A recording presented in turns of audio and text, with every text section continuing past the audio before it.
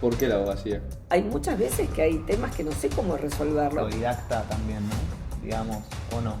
No sé, un día promedio de tu vida como abogada. ¿Existe el mito en derecho que si estudias en Argentina tenés que trabajar en Argentina? Más que un mito, la realidad es que hoy hay una enorme cantidad de mujeres en proyectos mineros, especialmente Canadá es el principal inversor en temas mineros en Argentina. Y la realidad es que... Bienvenidos a todos a un nuevo capítulo de Cápsulas. Hoy con Tommy tenemos el placer de hablar sobre temas interesantísimos como es la abogacía, con una de las personas más indicadas de la Argentina. Así que muchas gracias por venir, Florencia. Gracias, Fede, gracias, Tommy. Un placer estar acá con ustedes. Y para romper el hielo, te quería preguntar, ¿por qué la abogacía? Bueno, si me remonto a casi 40 años atrás, porque en realidad tengo 33 de abogada y si cuento la carrera, más o menos son unos 39 cuando tomé la decisión. La realidad es que no fue una decisión fácil porque yo tenía muchos intereses, había muchas cosas que me interesaban. Derecho o abogacía era claramente una de las que más me interesaba y me gustaría poner el acento en realidad en el derecho, la ciencia del derecho, porque digamos la abogacía es el ejercicio práctico, es el abogar por los derechos, pero a mí me interesaba mucho la ciencia del derecho, como me interesaba mucho la astronomía, como me interesaba mucho la arqueología, la sociología, la antropología, o sea, todo en línea un poco con la parte humanista, aunque bueno, astronomía salió un poco de eso.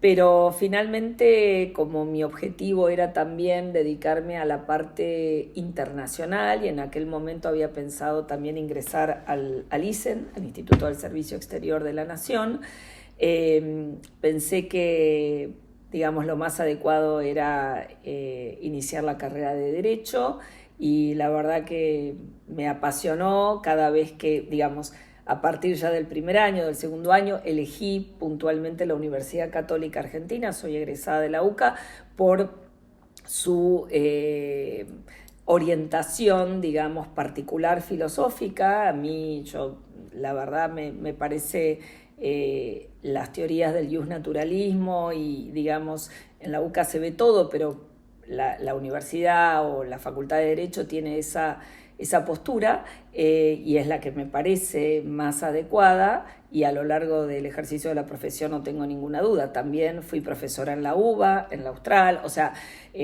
la verdad no reniego de otras visiones. En la UBA, que es nuestra universidad nacional y que también valoro muchísimo, hay un montón de otras posturas, pero bueno, el positivismo y un montón de cátedras muy diversas, pero bueno, yo elegí la UCA, muy contenta y la verdad que me ha apasionado todo lo que vengo haciendo en estos años. Y digamos, muchas veces, como vos decías, se asocia derecho con abogacía, pero tu carrera fue quizás no la más tradicional, ¿no? Digamos, no el prejuicio que uno generalmente tiene. ¿Querés contarnos un poco de cómo fue, digamos, los sectores en los que estuviste? Sí, bueno, yo creo que... A ver, la vida es una mezcla, y en la vida en general, pero la vida profesional de elecciones, de oportunidades que uno puede tomar o no. A veces uno no lo tiene muy claro o a veces uno lo tiene bastante claro. Yo había ciertas cosas que tenía muy claras y que no quería ejercer la profesión o ser la abogada tradicional litigante o dedicarme a la parte de juicios, o sea, el estereotipo, digamos, más normal de un abogado. Eso sabía que no era lo que quería, lo tenía muy claro desde el inicio. A mí me gustaba más el asesoramiento, me gustaba mucho la investigación. Y bueno, y eso lo tuve desde el día uno bastante en claro. Cuando fui a la entrevista de mi primer trabajo, que fue en el estudio Becar Varela, donde estuve 16 años y medio, recuerdo que fue muy de casualidad. Yo había dejado el currículum en la recepción y cuando me llamaron pensé que me llamaban para otra cosa porque estaba también en una entrevista para entrar a una empresa petrolera, a Bridas, en aquel momento. Y pensé que era eso y resultó que no, nada que ver, era porque yo lo había dejado en la recepción. Y el socio que me entrevistó, me acuerdo que me dijo, bueno, en realidad estábamos haciendo una búsqueda para derecho laboral, pero nos interesó tu currículum, tu perfil, pero te interesaría el laboral. Y me acuerdo que fue así como automático, con una seguridad y una contundencia. Le dije, no, de ninguna manera, yo no quiero hacer tribunales, ni laboral, ni nada de eso. Y me miró como diciendo, pero a ver, es el estudio Becar Varela, o sea, yo, nada... estaba recién recibida, no tenía trabajo y como que me salió naturalmente como darme el lujo de que por ahí no había lugar para mí si no era para eso, y perdí una oportunidad. Pero bueno, siempre tuve esas cosas como claras, o sea, y yo creo que uno tiene que, a veces es una cuestión muy intuitiva, ¿no? Porque uno no sabe, y más cuando es muy joven, pero me guié mucho por la intuición y por mis intereses, digamos, de base para dedicarme al derecho. Y la verdad que muy contenta, o sea, siempre me pude dedicar a ramas, o sea, empecé como muy joven en todos los temas de recursos naturales, y la verdad cuando en Argentina todavía no había inversiones a gran escala, también un poco de casualidad, porque con el socio con el que trabajaba en el estudio Becar Varela, el doctor Alberto Lacera Jain, que lamentablemente falleció hace unos años, vino un día una compañía americana a querer, digamos, participar en la licitación del yacimiento Bajo de la Lumbrera. Esto era año 92, 93, 92. Y me dijo, bueno, anda a preparar esto. Y yo dije, pero yo no cursé esta materia en la universidad, no la elegí. Era una optativa que no había elegido. Y me dijo, bueno, fíjate, porque tenemos que recibir a este cliente. Dijo, no le vamos a decir que sabemos de algo que no sabemos, pero vamos a... Bueno, cuando voy a la biblioteca y veo que había un código que era de 1889, el código minero, casi me desmayo. Pero bueno, y así empecé, un poco de casualidad, sin tener temor a empezar a involucrarme en algo que no había ni visto en la universidad. Y a partir de ahí fue una cosa tras de otra, después me fui a especializar afuera, bueno, y la verdad que...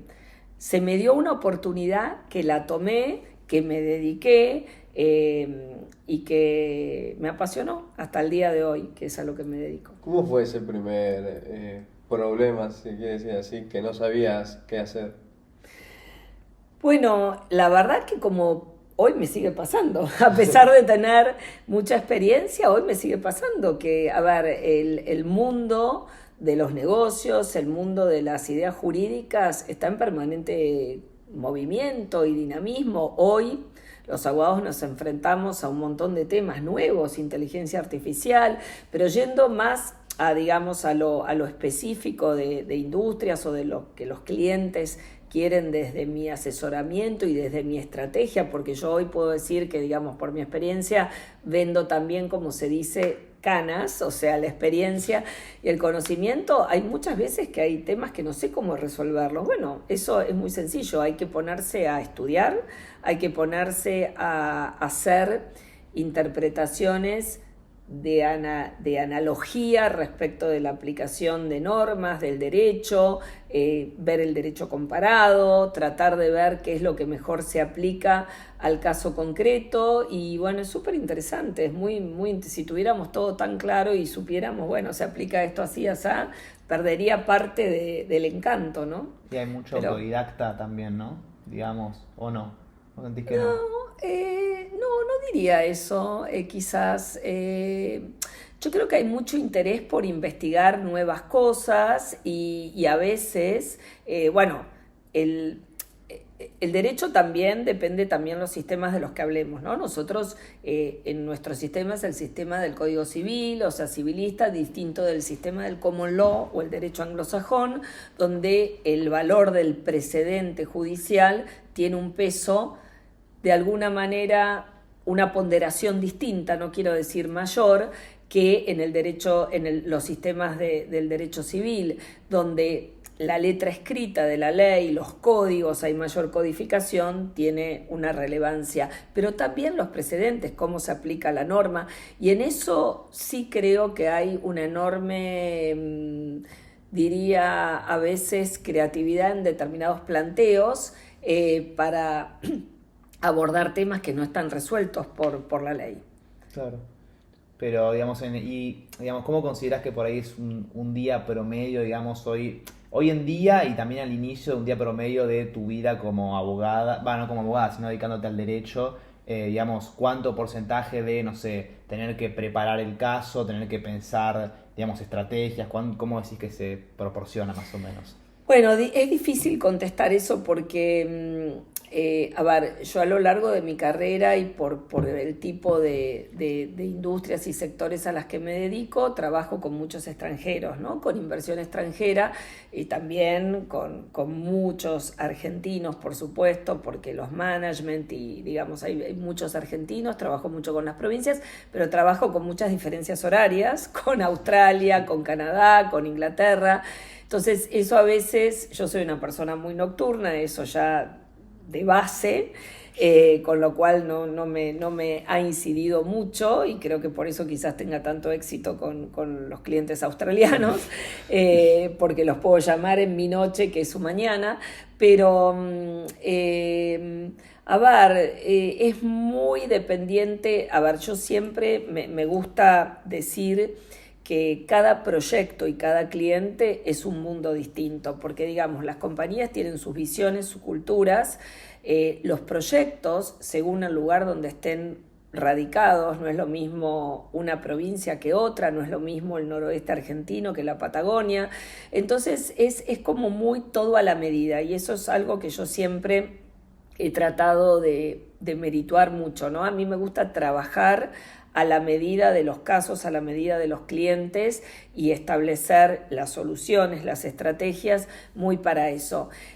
Normalmente a mí me gusta, bueno, como nos pasa hoy a todos, en cualquier rubro, uno se levanta a la mañana y ve todos los mails que tiene, los mensajes, sí, las redes, pero bueno, y a partir de ahí planifico un poco mi día. También yo tengo muchas reuniones virtuales porque la virtualidad después de la pandemia, creo que yo ya manejaba mucho conference call o por teléfono, porque como trabajo con tanta gente de afuera, también tengo reuniones presenciales acá, pero la mayor parte de mi actividad es más virtual, siempre lo fue, también viajo mucho, y bueno, cada día es un poco distinto, pero la verdad es que a la mañana es como que organizo un poco la agenda de trabajo con mi equipo en cuanto a cómo vamos a encarar las cosas que... ninguna cosa es día a día, hay muchas cosas que tienen una trayectoria de por ahí de meses, o sea, los proyectos tardan mucho en estructurarse, también no deja de ser muy relevante el tema político para todas mis cosas, entonces también saber lo que está pasando en una determinada provincia, en Argentina, en Canadá, la cotización de las empresas, o sea, todo eso es parte de lo que vamos haciendo. También dentro de mi equipo hay alguien que revisa siempre las novedades, las noticias del mundo, del impacto de nuestros clientes. Tenemos Google Alerts de todos nuestros clientes para ver, bueno, sí, parte de lo que hoy se hace. ¿Existe el mito en derecho que si estudias en Argentina tenés que trabajar en Argentina? En tu caso es totalmente distinto. A ver, más que un mito, la realidad es que nuestra profesión requiere que estés matriculado y en realidad la matrícula es mucho más que un país. O sea, yo estoy matriculada en la ciudad, digamos, en lo que es para ejercer acá. No puedo ejercer en Catamarca si yo tuviera que firmar un escrito. O sea, para lo que es, o sea, tenemos una matrícula como en Estados Unidos, como en muchos países donde hay colegiación obligatoria, y bueno, y tenemos una matrícula y ejercemos de esa manera. Eso hace que obviamente en el ejercicio tradicional de la abogacía uno esté muy limitado al país donde vive y al lugar. Ahora bien, eso no significa, por eso yo tuve siempre claro que a mí no me interesaba mucho el ejercicio de la parte litigiosa o de la parte que requería ese tipo de... O sea, sí estoy, por supuesto, matriculada, no podría ejercer, pero yo como me dedico al asesoramiento y siempre me dediqué, ahí uno, o sea, por supuesto que estoy habilitada para ejercer y opinar sobre derecho argentino. Yo no puedo opinar sobre derecho extranjero. No puedo emitir una opinión sobre derecho canadiense, pero sí trabajo con abogados en todas las jurisdicciones donde cada uno opina sobre su legislación. Cuando uno da una opinión desde ese lugar. Ahora bien, eso no significa que uno no pueda trabajar en contratos internacionales donde intervienen distintos abogados de las distintas jurisdicciones donde se trabaja y cada uno lo ve desde su perspectiva, pero digamos, cuando uno tiene que opinar, tiene que hacerlo de su derecho. Y eso le pasa también al canadiense, al inglés, siempre es así. ¿En qué momento trabajan juntos? Cuando estructuras un proyecto, por ejemplo, un financiamiento, que yo he hecho varios, hice prácticamente todos los de los proyectos mineros por los lenders, o sea, los que financian. Esos financiamientos, normalmente el contrato madre que estructura toda el esquema de la financiación y las garantías, está regido normalmente por una ley extranjera, ley de Nueva York, ley de Estados Unidos, ley de Inglaterra, bueno, depende, Australia, y luego intervienen, si es un proyecto que está en Argentina, tienen que intervenir abogados argentinos para la constitución de las garantías, para lo que sea. Si el banco es un banco de Holanda, va a haber un abogado también holandés que opine sobre las capacidades del banco. Es de esa manera que se estructuran como estos financiamientos internacionales donde trabajas con otros estudios y colegas. ¿Te pasó de vivir también afuera, digamos, en otros países por periodo de tiempo? Sí, yo en eso, bueno, tuve la enorme suerte, porque lo veo como una enorme suerte, de vivir en varios países cuando era chica, y también ya de grande, porque mi papá es almirante retirado de la Argentina y tuvo algunos cargos diplomáticos y también como militar. Yo viví en Estados Unidos, viví en bases, en Texas, en una base en Fort Bliss, cerca del Paso, y en Carolina del Norte, Cherry Point, otra base, a la que hace poco casi vuelvo a ir, y era muy emocionante porque iba a visitar una fábrica de baterías en Charlotte, en Carolina del Norte. Luego eso se pospuso y estaba más o menos a una hora de Cherry Point y pensaba ir porque, bueno, súper emocionante. Ahí viví cuando tenía 8 o 9 años. Después viví también en Inglaterra, y viví también en Alemania. Todo por mi padre, y terminé la secundaria en Alemania, en Hamburgo. Y bueno, y después he viajado, o sea que vengo ya con una impronta muy viajera y global desde chica. ¿Manejas muchos idiomas también? No diría que muchos, o sea, hablo por supuesto inglés, eso es como un básico hoy en día, y la verdad todo mi trabajo, diría que el 80% de mi trabajo es en inglés. Hablo alemán, no tan bien como lo hablaba antes, hablo muy poquito italiano, algo estudié, también estudié en su momento porque me apasionaba y hoy no diría que lo puedo hablar, aunque cuando he estado me he defendido un poco algo de ruso, bueno, me encantaba. Son bastantes. Me encantaba, sí, ya son pero bueno, bastante. Francés entiendo, pero como nunca me gustó el francés, es como que siempre me negué a aprenderlo bien, es una falla mía. Pero bueno, sí, yo creo que el tema de los idiomas es muy, muy importante. Hoy quizás no es hoy uno tiene muchos recursos, ¿no? También para ayudarse, pero eso es, o sea, creo que uno no puede no saber inglés. Claro. No puede no saber inglés. Una charla en lo que sea. Y otros idiomas lindísimos como el italiano, que ustedes manejan perfectamente, es precioso. O sea, los idiomas te abren, o sea, es más allá de poder comunicarse, es entender la estructura mental de determinada gente, ¿no? Tal cual. Es lindísimo, Sí. Es muy, muy interesante. ¿Y te ha pasado también, digamos, viajando, digamos, por parte académica, parte de proyectos, también una especie de choque cultural con otras culturas, digamos, que Por supuesto. una por forma supuesto, distinta de ver el por derecho supuesto. y también la vida en general, Por digo, ¿no? supuesto. Eso es una de las cosas que más siempre me ha interesado de los temas internacionales, por supuesto. Yo además, bueno, aparte de mi carrera, yo soy socia del estudio Allende Ibrea, hoy en día a cargo de todo el área de recursos naturales y de energía, pero aparte de digamos, mi trayectoria en los estudios con clientes internacionales, también he tenido mucha desempeño en organizaciones internacionales vinculadas al derecho o a estas industrias. Y he conocido gente de todos los lugares. Y la realidad también que mis clientes son mayoritariamente, por el tipo de inversiones, canadienses, australianos, ingleses, americanos. Esas jurisdicciones de common law, pero con mayor énfasis Canadá y Australia, que son los países, especialmente Canadá es el principal inversor en temas mineros en Argentina. Y la realidad es que son muy distintos, muy distintos. No solamente la impronta y las visiones de las compañías, que puede ser una compañía australiana como BHP, Rio Tinto, que originariamente era inglesa, ahora es más una mezcla Australia e inglesa, pero más allá de eso, después las personas con las que las personas de carne y hueso con las que uno trabaja.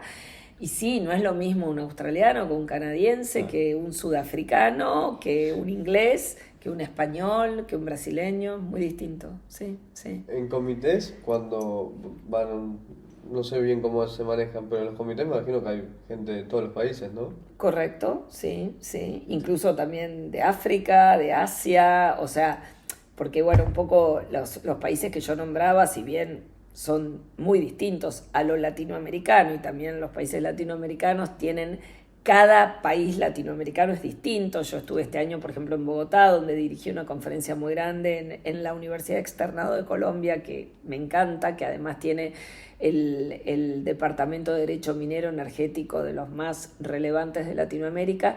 Y bueno, Colombia no es lo mismo que Chile, que Perú, que Argentina, o sea, pero bueno, dentro de todo Latinoamérica tiene, pero cuando uno trabaja con asiáticos, es otro mundo, otra mentalidad, otra manera de encarar, otra historia de cómo llegan a determinadas industrias o mismo la evolución del derecho en esos países, ¿no? ¿Tenés alguna anécdota con una persona de otro país, de un choque cultural raro? Bueno, puedo contar algo que es muy antiguo. Yo trabajé, esto ya después ya de grande, ya abogada, recibida, cuando estaba en Becar, estuve unos meses trabajando en Rusia y trabajé en Alemania para un estudio alemán. Y me acuerdo que tenía que ir de Moscú a San Petersburgo y me habían reservado, claro, a ver, yo no conocía demasiado, era mi primera, si bien ahí hablaba bastante bien ruso, pero esto fue hace muchos años, muchos, 97, mil años, y me acuerdo que la mejor manera de ir era en tren, el famoso Estrella Roja, Krasnaya Estrela, se llama bueno, hoy es otro tipo de tren, pero bueno, que hacía Moscú-San Petersburgo, a la noche. Y me acuerdo que era plena época de todavía el terrorismo de los chechenos, ¿no? Claro, eran sí, épocas convulsionadas difíciles. en Moscú, y me acuerdo que, bueno, cuando voy claro, yo me había reservado el pasaje, el estudio, yo ni había prestado atención, nada. Cuando voy, claro, en un tren de noche, eran todos coches camas, y claro, y era un compartimiento compartido, eran 2 camas. Y entra un señor, un ruso, y yo digo, ay Dios, ¿qué hago ahora? Porque, bueno, dije, bueno, obvio, no pasa nada, podía viajar con... Pero claro, aparece después alguien, vendían bebidas, qué sé yo, muy correcto, un señor, pero bueno, un señor que en mi vida había visto, y eso no era problema. El problema era que te ofrecían unas especie de trabas para que te cerraras la puerta por dentro, porque había ataques de los chechenos al tren. Bueno, sí, he estado en lugares peligrosos, Sí. Eso me ha pasado. Entonces el tipo me dice, bueno, ¿quiere poner la traba? ¿No quiere? Y yo digo, Dios santo, qué decisión. Claro, O me quedo adentro con este tipo que no lo conozco encerrada, o dejamos abierto y se atacan el tren, ¿qué hago? O sea, Claro, sí, sí. bueno... Y trabaste la Trabaste. Decidí confiar y trabajar sí, la puerta, encomendarme a Dios, y no, resultó ser una persona normal, pero bueno, sí, a ver, y de nuevo, esto es parte de la cultura que se vive en ese país, eran épocas convulsionadas. Rusia aún hoy es un país, a mí me impresionó, por ejemplo, esto era 97, o sea, ya el país había pasado por la perestroika, ya estaba, pero aún así, yendo a comer a cualquier lugar, era muy notorio que especialmente la gente joven que quería empezar a estar más integrada al mundo no sabía utilizar los cubiertos. A mí eso me quedó grabadísimo. ¿En serio? Porque en la época de Stalin, Lenin, Sí. o sea, se había abolido el tenedor, el cuchillo, comían con cuchara. Mira. Bueno, Mira. proletariado, Obvio, otro. sí. Y eso me impresionó muchísimo. Y decía, Dios santo, ¿no? Como, bueno, nada, parte de la historia de ellos. Por otro lado, tuve la enorme suerte de visitar la casa de Tolstoy. Para mí, una cosa increíble en las afueras de Moscú. Bueno, nada, muchas, y de Alemania también, y de hoy, de todos los países. He visitado un montón de proyectos mineros. Año pasado fue, no, anteaño pasado, estuve en el norte de Canadá, en James Bay, un proyecto de litio, y vi la aurora boreal, por ejemplo, Wow. las Northern Lights. Tremendo. O sea, Sí. yo le agradezco mucho a la vida y a la profesión, y he trabajado muy duro también, pero he tenido oportunidades y las sigo teniendo de cosas increíbles. Y para ir a algo más local que adoro, no quiero hablar de una provincia en particular porque se me van a enojar los otros, pero por ejemplo la provincia de San Juan, hace muchos años, año 2003, 2004, Veladero, el financiamiento de Veladero, y pude ir en el marco de eso, que estuve trabajando unos cuantos días en San Juan, a el Observatorio Astronómico de la Pampa del Leoncito, no sé si escucharon alguna vez, un lugar único en Argentina, y pasar la noche con los astrónomos. No sé si hoy se sigue haciendo, en aquel momento podías hacerlo, y utilizar el telescopio que tienen espectacular y ver la luna, ver... Aparte nos había dicho que te gustaba la astronomía desde Exacto, chica, ¿no? Así exacto, que me imagino que le suma bastante. exacto. Pero bueno, a lo que voy es que este tema de proyectos mineros, ir a lugares alejados y recónditos, tiene mucho encanto también, ¿no? Y no solo en el extranjero, sino en Argentina hay unos lugares increíbles, increíbles. La Pampa del Leoncito es uno de los lugares, Barreal, toda esa parte de San Juan, la cordillera de Ancilta, de los lugares que atesoro más de toda mi experiencia profesional.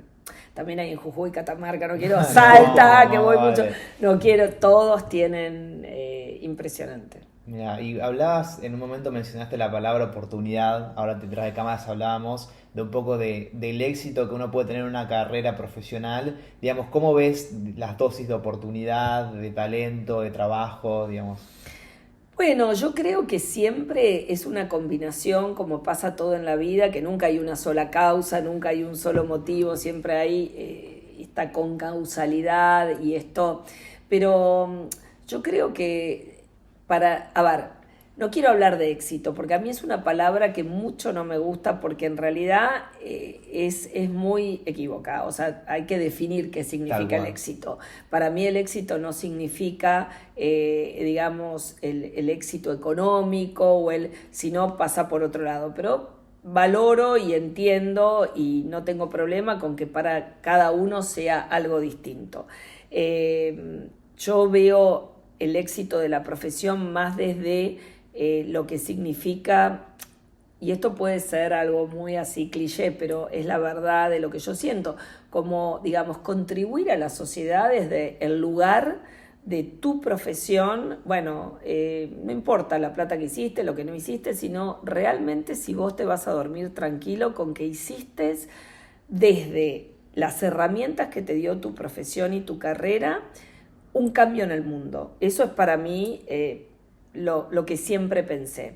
Esos cambios y a veces esa visión, bueno, trae costos, ¿no? Hay que imponerse, hay que pensar y hay que mantener lo que uno piensa y sostenerlo. Pero yendo a tu pregunta, Tommy, yo creo que siempre hay oportunidades en la vida, siempre, y hay que saber aprovecharlas y tomarlas. A veces es más fácil descifrarlas, a veces no tanto. y en definitiva el que a uno le vaya bien, para no hablar de éxito, me parece que es una combinación de talento, de dedicación y esfuerzo, trabajo y también de suerte. ¿Qué proporciones en eso? Y es difícil porque yo creo que uno puede ser muy talentoso, pero si es muy vago, es difícil que te vaya bien. Te irá bien momentáneamente, pero si sos súper dedicado y esforzado, muchas veces podés suplir no tener el mayor talento, pero eso al final del día termina pagando.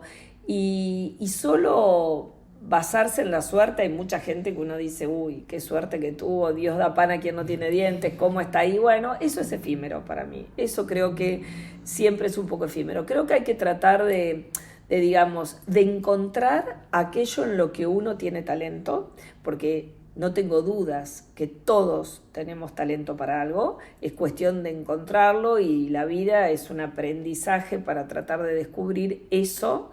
A veces uno lo descubre más temprano, más tarde, pero siempre hay algo. Creo que hay que focalizarse en cultivar eso y trabajar duro para poder resaltarlo y bueno, y también confiar en que haya un poco de suerte. Y la suerte también a veces hay que ayudarla, porque uno no se puede sentar a esperar que venga el mejor momento, pero es una combinación de todo eso. Pero creo que hay que ser muy positivo, hay que pensar y hay que aprender. Hace poco leía, a mí hay un autor argentino, un psicoanalista que me encanta, que es Luciano Lutherau, que si no lo conocen se los recontra recomiendo. Bueno. Es un genio, filósofo y psicólogo, y que escribía algo así como que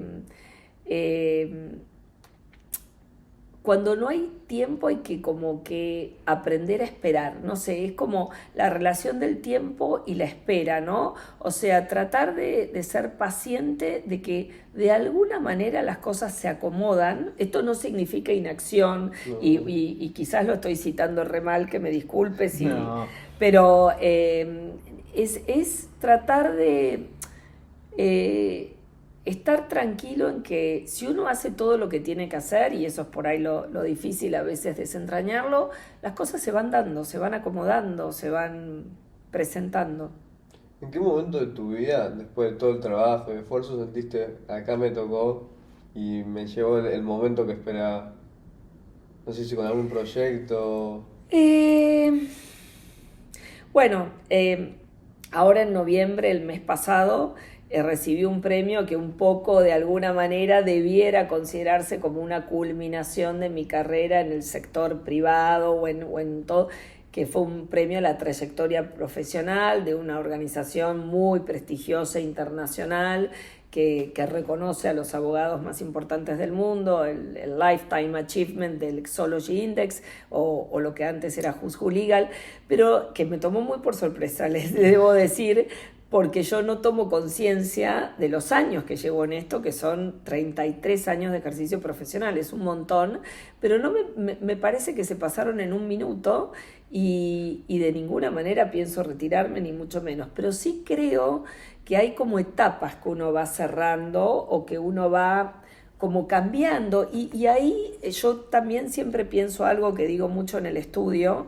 Yo creo mucho, además de ser una persona creyente, católica, creo mucho en la parábola de los talentos. O sea, yo creo que uno tiene que exigirse, y esto no significa caer en patrones de autoexigencia ilimitados, pero uno hay que exigirle a quien más puede dar. O sea, nosotros tenemos talentos para cultivar y estamos llamados a eso, ir desarrollándolo cada vez más. Y a medida que uno va siendo más grande y que va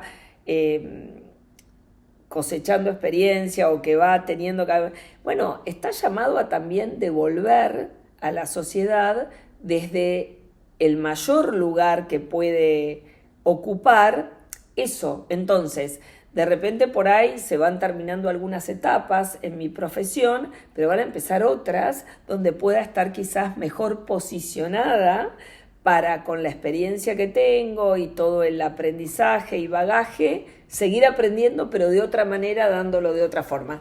No sé si soy clara o si lo explico bien, porque tampoco lo tengo tan claro, eso sí, o sea, pero sé que estoy en un inicio de un camino de cambio, ¿no? Y me parece súper interesante. ¿Y para dónde Yo va soy ese una persona cambio? muy activa, muy de no quedarme Obvio, muy sí, inquieta. sí, se me nota. parece que se nota. No lo sé, o sea, sí vinculado, soy abogada, eso lo voy a hacer siempre, pero más con por ahí, con los proyectos, con industrias, no el ejercicio tradicional del derecho, que nunca fue lo mío. El mundo hoy se abre a miles de temas, o sea, todos los temas que tienen que ver con cambio climático, con digamos, la redefinición de muchas áreas de la economía, de la política. Me parece muy interesante y creo que hay un campo desde todo lo que yo vengo haciendo muy interesante. Y otra cosa que también me llama mucho la atención y es algo ya más a nivel hobby, porque creo que también uno, además de la profesión y de dedicarse a lo que a uno le gusta y eligió como modo de vida, también hay otros intereses, o sea, a mí me gusta muchísimo la lectura, los deportes, bueno, un montón de otras cosas, pero me ronda mucho desde hace años todo este tema del concepto de lo bello, ¿no? De la belleza, de lo estético, pero de lo bello como trascendental, ¿no? Claro, sí. No como algo... ¿O algo artístico? Más filosófico, más filosófico. O sea, yo creo que uno en la manera como escribe puede encontrar belleza, en la manera como se presenta algo, y eso es algo que siempre lo estético, pero visto no desde... Vieron que ahora se habla mucho y es algo que me interesa mucho y ahora van a ver la relación de esto porque si no, no se entiende mucho. Del lujo sencillo, del lujo, o sea, hay un nuevo concepto con lo que es el lujo desde algo más lineal, más net, más sencillo. ¿Qué tiene que ver todo esto con lo mío? Yo hace muchos años me invitaron en seminarios que tienen que ver con moda, pero moda pensada desde el tema sustentabilidad, desde lo circular y también desde la utilización de los minerales. He hablado un par de veces sobre, porque por ejemplo, el oro, mineral de los más nobles, básicos y históricos, porque hoy hablamos mucho de litio, hablamos de plata, de cobre, o sea, hoy los minerales que están como en el candelero son el cobre y el litio, porque son los minerales de la transición energética, hay toda una redefinición de eso, y súper importante, pero el oro sigue siendo uno de los minerales más consumidos en la industria de la joyería, pero no de la joyería como algo así medio superficial, banal. Si uno piensa en determinadas culturas, todavía las dotes, Sí. y hace muchos años me convocaron para hablar de esto y, por ejemplo, minerales de conflicto, la extracción del oro en determinados lugares, sustentabilidad en la industria de la moda, y eso, digamos, tiene, hay un montón de aristas a eso y no lo quiero hacer superficial, pero digamos, todo esto que tiene que ver con lo bello, con lo estético, desde una mirada, me parece, y de repente la geología, el mirar una roca y algo que de repente estuvo ahí millones de años. Increíble. Y de ahí sacar algo que puede servir para la vida de la Claro. gente, porque uno no piensa, yo ahora hablaba del oro y la joyería, pero los minerales, el litio, hasta que empezó todo el tema del auto eléctrico, en realidad siempre se utilizó para farmacéutica, para otras industrias, ¿no? O sea, todos los minerales, todo lo que nos rodea está hecho con minerales. Sí. Es muy interesante. Y es muy interesante también cómo tu interés por la geología que nos contabas al principio también se terminó vinculando con tu carrera Sí. de derecho. Sí. La verdad que es increíble. Por eso digo que la vida te va llevando y es cuestión de saber leer y entender e ir viendo. Y no tengo duda que las carreras que ustedes elijan los van a ir llevando por esos caminos. A mí siempre me gustó mucho investigar, pensar. Yo creo que hoy también hay un montón de otras herramientas. Hay más acceso a todo de una manera más fácil. Yo me acuerdo cuando estudiaba en la facultad, yo he ido muchas veces a la Biblioteca del Congreso, a la Biblioteca de la Corte, a buscar cosas, pero enterrada entre papeles, 30 años atrás, 40 años atrás. Hoy ustedes tienen herramientas, todos, porque yo sigo aprendiendo, que posibilitan, o sea, como que no hay límites, ¿no? También hay que desentrañar lo que sirve y lo que no, ¿no? Porque hay mucha porquería también, mucha cosa que no sirve para nada, pero... Y es el día de hoy que igual cuando he ido al Congreso, ir a la Biblioteca del Congreso, que la deben haber visitado en el colegio, ¿no? La visitaron en primaria, me parece. Es fascinante, fascinante. Y la Biblioteca de la Corte era bárbara, ahora hace muchos años que no voy. ¿Cómo ves el derecho con las nuevas tecnologías y todo lo nuevo que está saliendo? Bueno, hace poco lo escuchaba y me pareció súper interesante al ministro Rosati, uno de nuestros ministros de la Corte, hablando sobre el uso de la inteligencia artificial para la Corte, ¿no? O sea, la Corte tiene muchísimas causas que llegan a la instancia, no todas quizás son las que debieran llegar, pero bueno, no importa, eso es una cuestión muy técnica, pero... Y él hablaba de la utilización de la inteligencia artificial bien utilizada para, digamos, resolver muchas cuestiones que por ahí son más administrativas, más burocráticas, en determinado tipo de causas, quizás previsionales, donde es muy fácil aplicar el silogismo judicial, pasa esto. Bueno, eso va a ser una revolución para mí en la parte judicial. En el ejercicio de la profesión, en el sector privado, todos los estudios jurídicos ya estamos viendo, analizando o utilizando inteligencia artificial. Hay distintos programas, justo en el estudio estamos analizando todo eso y el gran tema es cómo lo vamos a utilizar y el gran tema en realidad es cómo alimentás esas bases para que después eso, y también no perder de vista que la gente joven tiene que aprender, ¿no? Entonces es como encontrar un balance en una herramienta que te puede ayudar, pero que es una herramienta, que no puede convertirse en sí mismo como algo. Yo creo que es una gran revolución y en el mundo del derecho se va a notar y va a generar un cambio en la manera como se ejerce la profesión desde cierto lugar.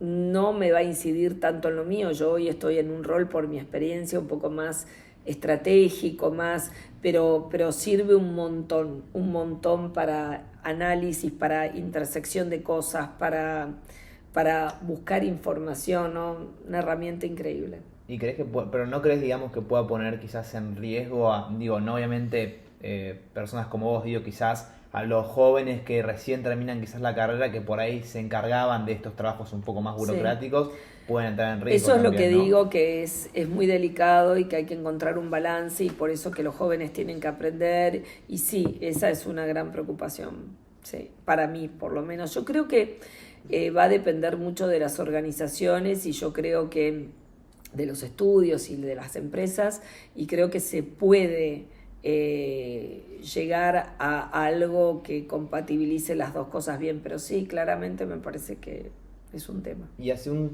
momento nos contabas esto de la idea de que vos tenías como de satisfacción en el sentido de el cuánto incide uno quizás sobre el mundo y esa es como la mayor satisfacción. ¿Qué proyecto sentís que incidió más? O que, digamos, te llevaste a algo, que dijiste acá hice algo, tuve un trabajo que en cierto sentido vi que se moldeó de alguna forma o que incidió en el mundo de alguna forma? Bueno, muchos, o sea, mi rol ahora, por ejemplo, como chair, como presidente de la sección de Recursos Naturales, Energía, Infraestructura y Medio Ambiente de la Asociación Internacional de Abogados, de la IBA,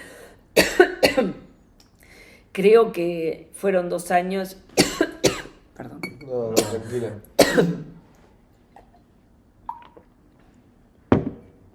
Muy intensos de colaborar con gente de todo el mundo en los distintos comités y que vimos cosas muy interesantes de lo que está ocurriendo en el mundo, en todas estas áreas.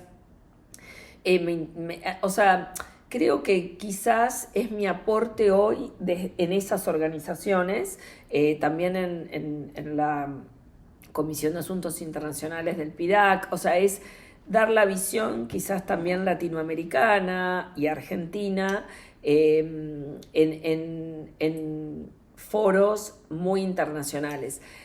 Eso creo que me satisface mucho de lo que puedo aportar y que después parte de eso tenga que ver con algún cambio o pensar en las comisiones de estrategia a largo plazo de algunas de estas organizaciones y ver cómo puede cambiar el mundo de los recursos naturales y entonces anticiparse y tratar de ver esas cosas.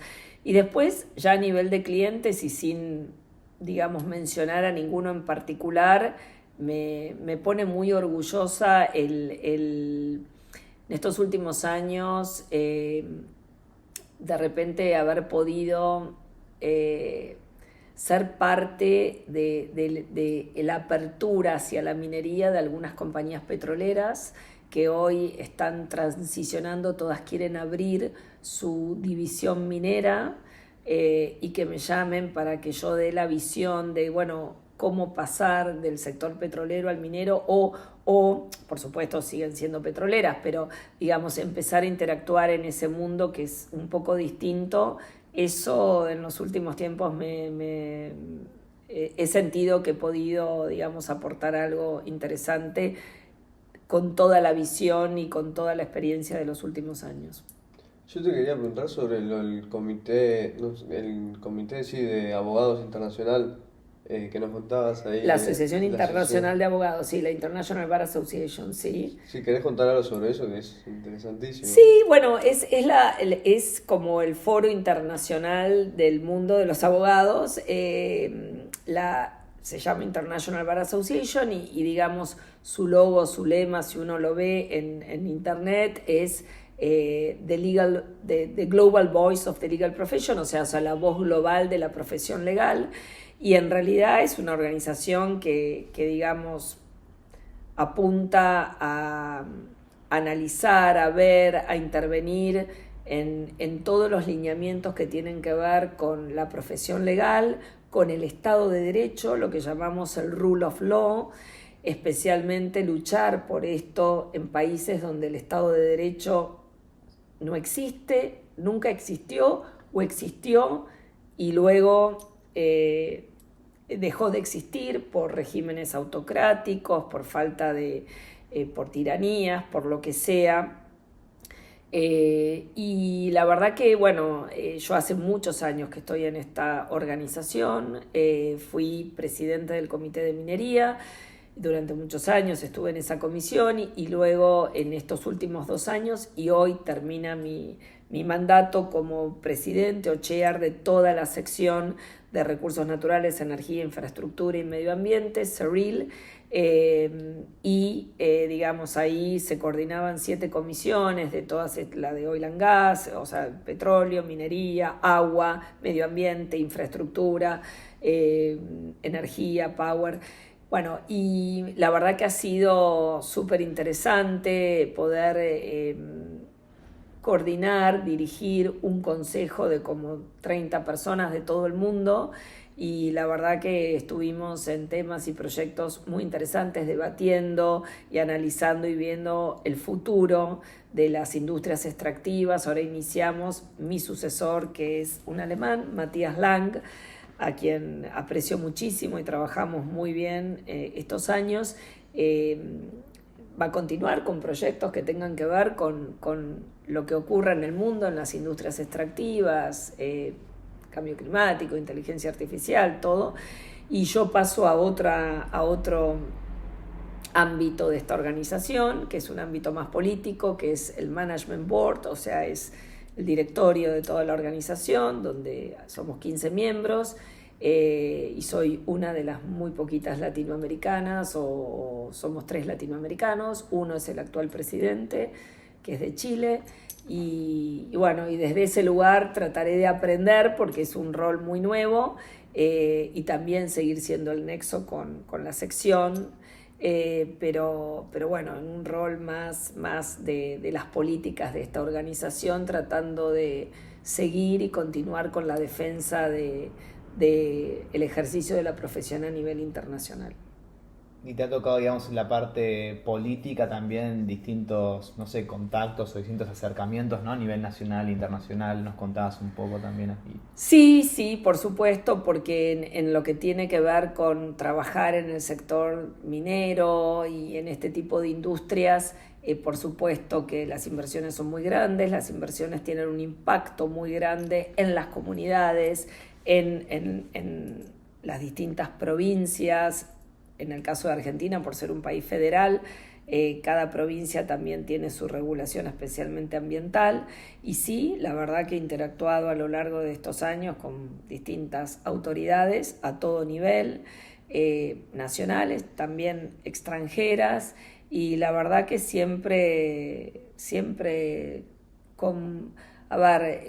diría que muy bien recibida y una muy buena interacción. Por supuesto que a veces hay cuestiones que son delicadas, uno no tiene que perder de vista que como abogado de parte, y ahí entra el tema de la abogacía, uno aboga por la parte, o sea, por su cliente, o sea, no es como estar en el rol de un juez donde sos imparcial respecto de la definición del derecho, sino cuando uno es abogado y tiene sus clientes, defiende el interés de la compañía. Entonces, a veces hay tensiones entre lo que es el gobierno local, las comunidades, las empresas. Siempre es esta tríada, ¿no? En el tema de recursos naturales y del sector de las industrias extractivas, de, bueno, compatibilizar los intereses de estas tres patas, ¿no? O sea, el gobierno local que defiende las políticas públicas, los intereses, la comunidad en sí misma, que es la que va a resultar impactada por el proyecto. Recordemos que estos son siempre proyectos que no tienen menos de 20, 30 años de vigencia, entonces hay que pensarlos desde su inicio hasta su final, desde el inicio de la primera exploración hasta el cierre de una mina, si hablamos de proyectos mineros. Y eso, bueno, son muchos años, hay que manejarlo desde el inicio con esta interacción de estas tres patas. Y sí, desde ese lugar he interactuado con muchas autoridades. ¿Ahora hay más facilidades con Milei como presidente o sigue siendo lo mismo en tema de inversiones y de leyes? Bueno, a ver, yo creo que todavía a Argentina le falta un poco para generar la confianza para que las inversiones tan grandes, porque estamos hablando de muchísimos miles, billones y a muy largo plazo, se instalen. Creo que estamos en el camino adecuado. Creo que muchas de las medidas que viene tomando este gobierno durante este año consolidan el camino hacia eso, hacia una mayor seguridad jurídica y hacia un esquema más amigable a la inversión extranjera.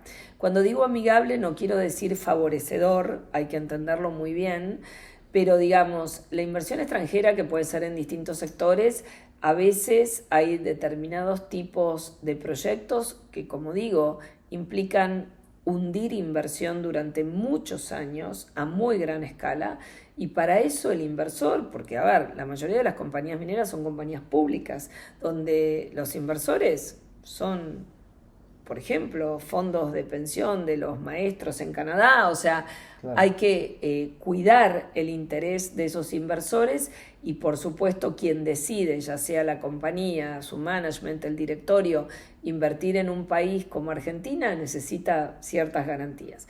Argentina no ha dado testimonio digamos, de cuidar esas inversiones durante muchos años, entonces reconstruir esa confianza para que se instalen esas inversiones va a llevar tiempo. Creo que estamos en el camino adecuado, pero aún creo que faltan algunas reformas estructurales como para que estas medidas puedan verse sustentables en el tiempo, que eso es lo que el inversor necesita. No. Pero creo que vamos muy bien. ¿Y crees que, digamos, la parte de la industria minera puede ser una pata importante en la reconstrucción, se quiere decir, argentina a nivel digamos, país, digo, siempre se habla quizás de, no sé, el campo, se habla del petróleo, digamos, la parte minera también crees que tiene un cierto rol. Sí, sin duda creo que tiene, y vos lo pones muy bien, un cierto rol. No Ok. creo que el rol preponderante. Ok. ¿Por qué? Porque creo que Argentina, a diferencia de Chile y Perú, Chile es el país minero por digamos así, definición de Latinoamérica. Eh, Yacimientos de cobre únicos en el mundo y un país que tampoco tiene muchos más recursos que eso, entonces han hecho de eso una política de Estado.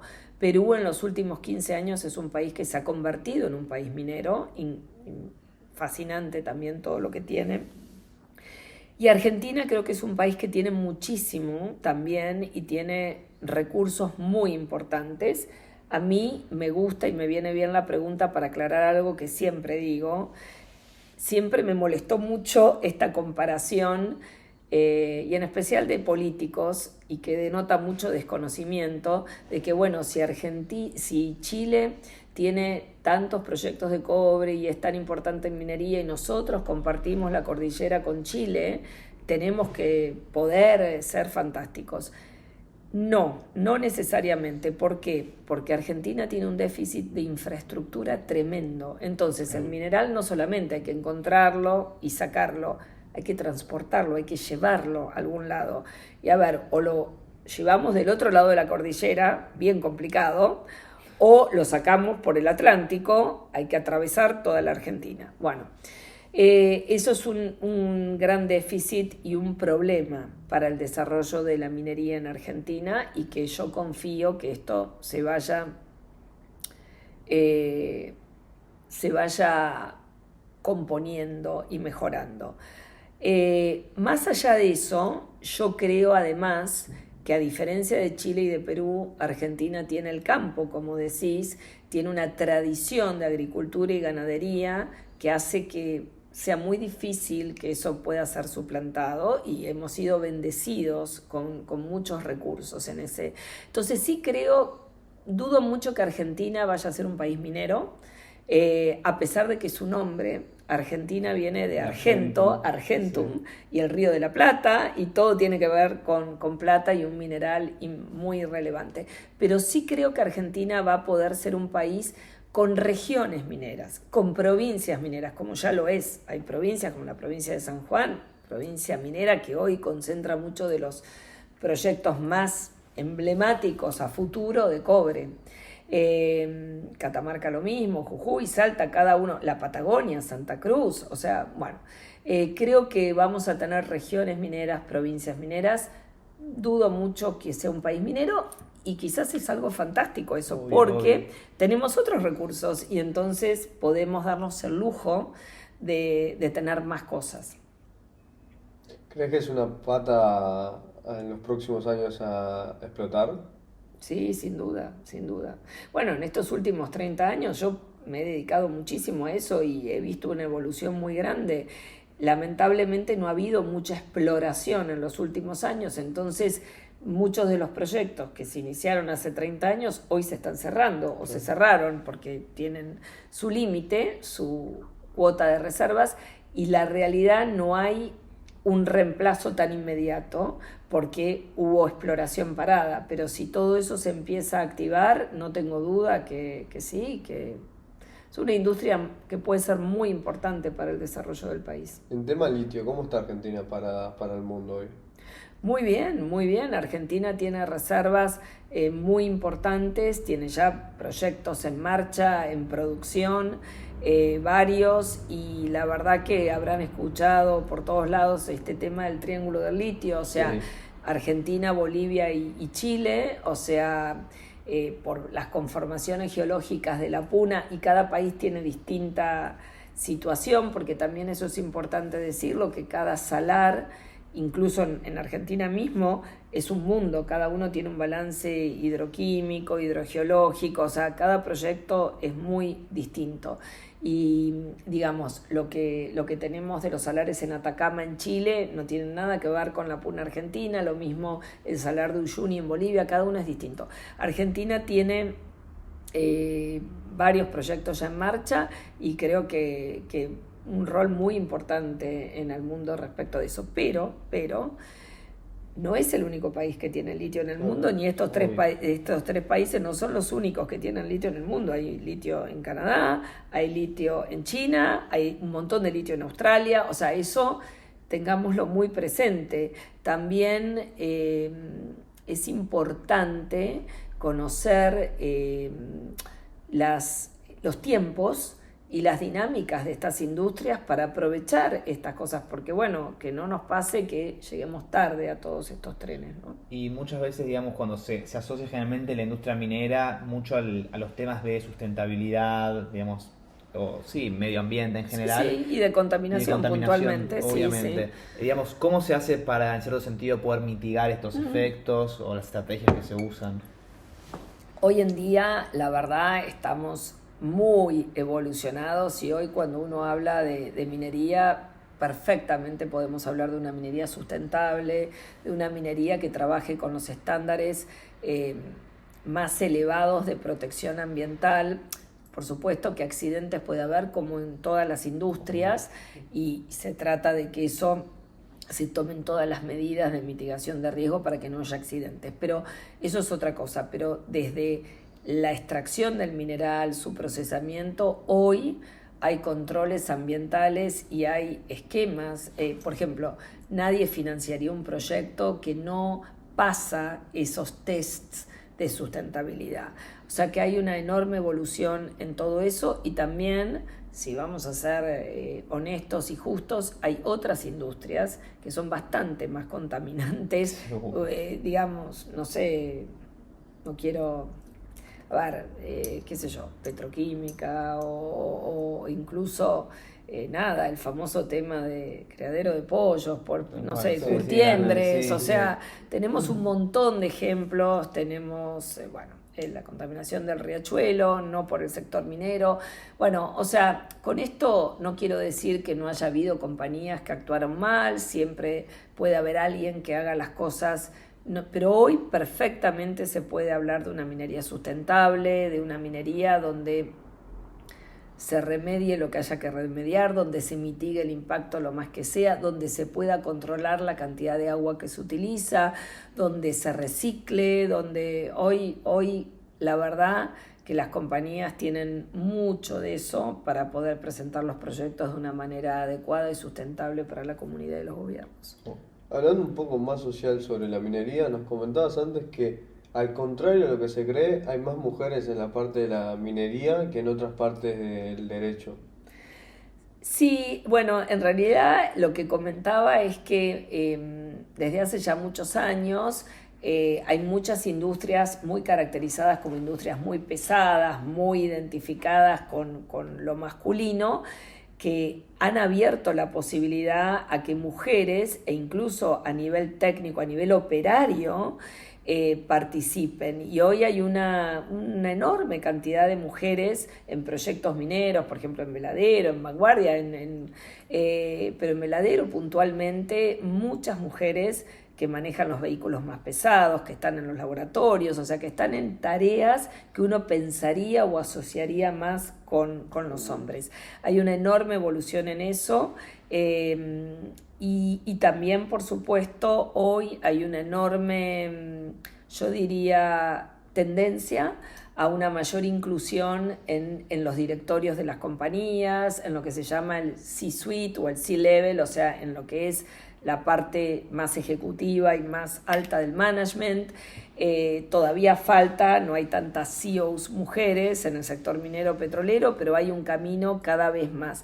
Y lo que yo sí noto es que lamentablemente en el mundo de los servicios legales y cuando voy a los estudios con clientela más internacional, todavía falta, mayor involucramiento a niveles altos por parte de las mujeres. Hoy en la Facultad de Derecho y en la matrícula y en el inicio de la carrera de los estudios hay muchísimas mujeres y a veces hasta más mujeres que hombres o mitad y mitad, pero luego las que terminan llegando son muy pocas en aquellas posiciones de verdadera toma de decisión.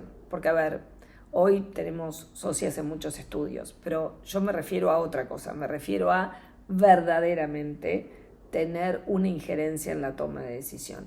Esto no es una cuestión solo de Argentina, es una cuestión bastante mundial en la que la International Bar Association viene haciendo trabajos muy interesantes sobre eso, ¿no? Sobre los sesgos invisibles, sobre el tema de los padrinazgos, digamos, de la evolución del mundo legal y en particular de los estudios jurídicos, y hay estudios por distintos países, y el avance de las mujeres. Yo creo que ahí todavía tenemos mucho por trabajar. ¿Y a qué crees que se debe el hecho de que no estén en las posiciones de injerencia? ¿Crees que es una cosa de un prejuicio que es...? No, a ver, yo creo que cada vez hay más y yo creo que es un gran avance que hay cada vez más socias en los estudios, pero es ínfima la proporción de las que están en verdaderos posiciones de Claro. toma de... No, yo creo que es... tiene que ver un poco con el modelo de trabajo y de negocio de estos estudios y también... es un tema también, me parece, de la sociedad, ¿no? O sea, los abogados, la profesión sigue siendo muy tradicional para mí, con, a ver, enormes avances y ajustes, pero todavía sigue siendo de las más tradicionales. Nos podemos ir a otras carreras también y a otras áreas donde también, si vamos a medicina, cuántas cirujanas vemos, cuántas... O sea, creo que tiene que ver un poco con lo demandante que son estas carreras, ¿no? Pero bueno, también eso hoy creo que aplica mucho a los hombres, ¿no? O sea, también, ¿no? O sea, hoy hay como una conciencia y un registro más del balance de vida y entonces, bueno, ver hacia dónde... Creo que igual los estudios jurídicos y las organizaciones, las empresas están adaptándose más, ¿no? O sea, creo que esto es una evolución, un camino, pero sí quiero destacar eso, ¿no? Que uno pensaría que en el sector minero, bueno, las mujeres, la verdad, muchísimas mujeres trabajando en los proyectos y es un gran orgullo para las que... Yo hace poco di una entrevista para Women in Mining, que es una organización que pone especial foco a las mujeres en el sector minero, una organización internacional con capítulos en varios países. Está el capítulo argentino y la verdad que es súper interesante porque promociona, visibiliza el trabajo de las mujeres en un sector tradicionalmente muy masculino. Bueno, sí, te agradecemos muchísimo por haber venido. Y para ir cerrando, queríamos que le digas a la gente cuál fue tu momento más lindo en todo tu camino como abogada, o el que más disfrutaste. Qué difícil, porque son muchos momentos. Eh, Puedes tirarnos un par, ¿eh? Si no, Sí, si sí. das dos o tres, no hay ningún problema. En el momento profesional, cuando me hicieron socia, por primera vez, que fue en el estudio Becar Varela, donde hice gran parte de mi carrera, ese fue un momento muy, muy emocionante. Pero tuve varios, o sea, cuando fue la cena de despedida este año, que fue en México, de esta sección de la International Bar, Cerril, fue un momento muy emotivo también, me hicieron un regalo, un homenaje, varios, pero diría también que cerrar los financiamientos de algunos de estos proyectos o ver que un proyecto minero inicia su primer producción de mineral, para mí eso ha sido también súper emocionante. Así que son varios, ¿no? Porque como en distintas cosas, ¿no? Uno más en la carrera del estudio, pero diría casi que el tema de la puesta en marcha de algunos de los proyectos mineros en los que participé. Esos quizás. Muy lindo. Bueno, muchas gracias por haber venido y por el tiempo que nos dedicaste. No, gracias a ustedes. Bueno, Bueno. muchas gracias.